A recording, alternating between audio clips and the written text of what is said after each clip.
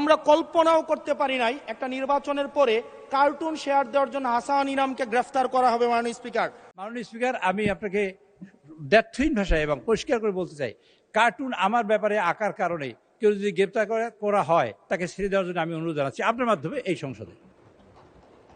কিন্তু এটা আমি আমার ফেসবুকে লিখে দিয়েছি, আজকে পোস্ট করেছি। কিন্তু ওই ভদ্রলোক এখন পর্যন্ত আমরা জানি না এইসব সাইবার কার্যক্রমের সাথে জড়িত কিনা, এখন পর্যন্ত আমি জানি না, আর কেউ জানতে পারে।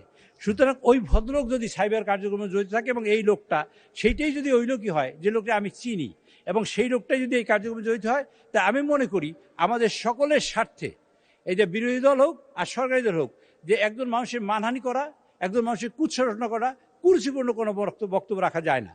তো এর মধ্যে দেখা হয়েছে মাননীয় স্পিকার, একটা সাইবারের ইনফরমেশন কালেকশন করে আমরা দেখেছি বিভিন্ন পদ্ধতিতে। এই কালকে থেকে জানার পর থেকে আমরা কালেকশন করেছি, তাদের দেখেছি এক ভদ্রলোক এই হাসান নামে তার ভদ্রলোক, তিনি অনেক কিছু কার্যক্রমের সাথে জড়িত, ম্যান পাওয়ারের সাথে জড়িত, মানুষ এক্সপোর্টের সাথে জড়িত। ভাই আমার কথা শেষ করতে দেন কাইন্ডলি। আচ্ছা, এবং ইয়ের সাথে মানি লন্ডারিং সাথে জড়িত, এরকম অনেক ইনফরমেশন এখানে আছে। এটাও কতখানি সঠিক তা আমি জানি না। কাজে আমার বক্তব্য হলো, এই ভদ্রলোকই যদি সেই ভদ্রলোক হয় যিনি এই সাইবার কার্যক্রমের সাথে জড়িত, তা আমি মনে করি তার এইটা গভীরভাবে খতিয়ে দেখা উচিত সরকারের, এবং এটা পর্যালোচনা করা উচিত এটা সঠিক কিনা। যদি সঠিক হয় আমি মনে করি সেটা আইনের আওতায় আনা উচিত, যদি সঠিক না হয় তার ব্যাপারে আমার কোনো অভিযোগ নেই। ধন্যবাদ মাননীয় চিফ হুইপ। মাননীয় স্পিকার, আরেকটু কথা শেষ করতে চাই।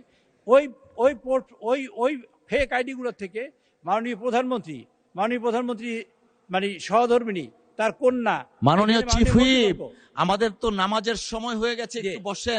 হয়েছে তো, এই সকলের মধ্যে কুরুচিপূর্ণ কথা হয়েছে।